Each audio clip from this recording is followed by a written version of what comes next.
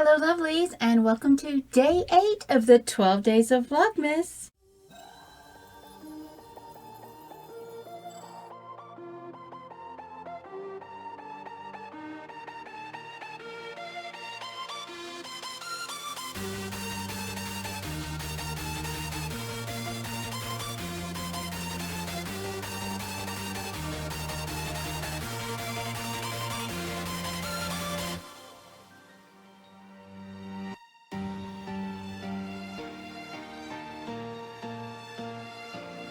Editcember for me. So I've got my little sloth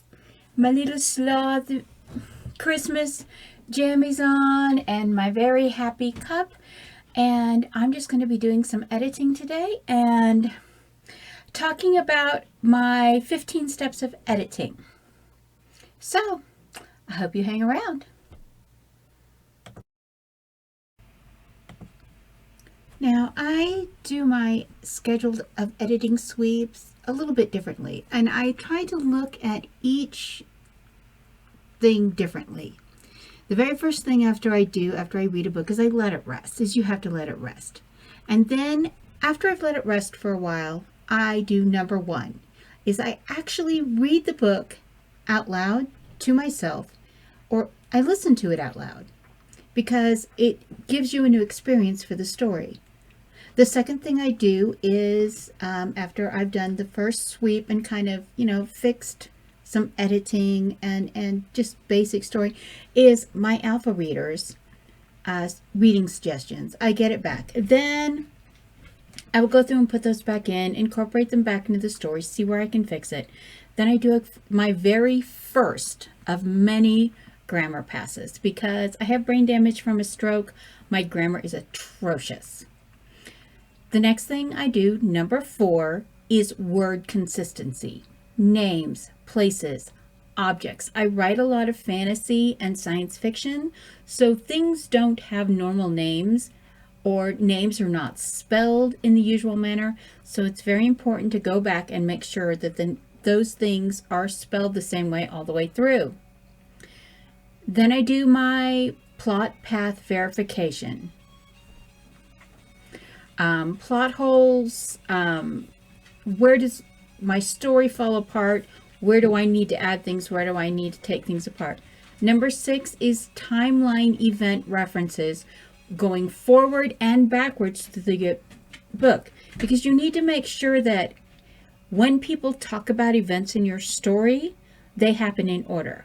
I tend to write out of order, so I have to be very, very careful about this. And especially like with the Relic of Time and Shadows, I am writing timelines for a time travel book. And almost all of the major events in the book happen twice. They happen to the people living through the event, forward, and they happen to the people who go backwards to the event. So I need to be very careful on that. Number 7 is character arcs and behavior. I am very much a stickler that a character's behavior is like a person's behavior. It's a set of parameters that you expect that person to do in certain things. They have stress reactions. They have happy reactions. They have things they do, and if they suddenly do something outside of their character arc, it's like they develop schizophrenia. The next thing is, I go through and I look for my forbidden words. Had that, like, just, very, actually, really. I go through, look for all of those. I go through and looking for the dreaded said. I use a lot of alternate tags for the word said, and I use a lot of action tags instead of verbal cue tags.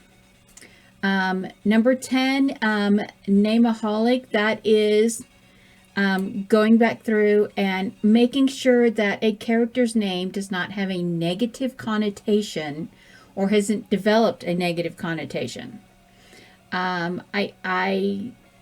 It's one of the things I do. Then I go through, chapter links are very important to me. I want them to be within a few hundred words of each other.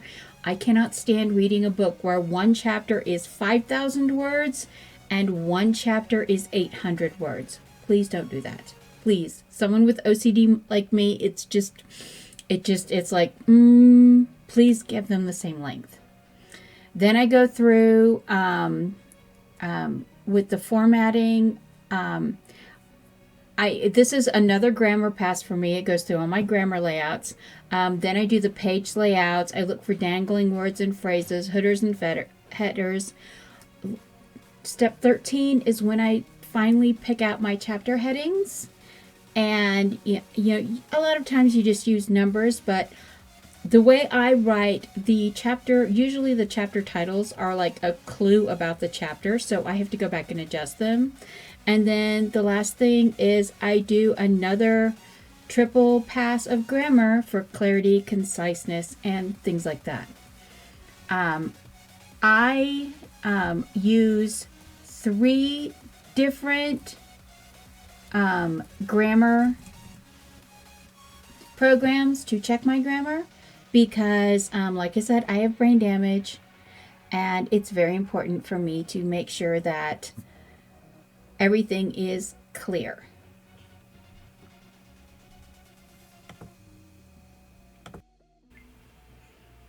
Well, lovelies, thank you for joining me for Editcember for the 12 days of Vlogmas. I hope you found my process interesting. My brain damage means I do things a little bit differently. So, thank you for listening. I hope you have a very lovely day. Be blessed.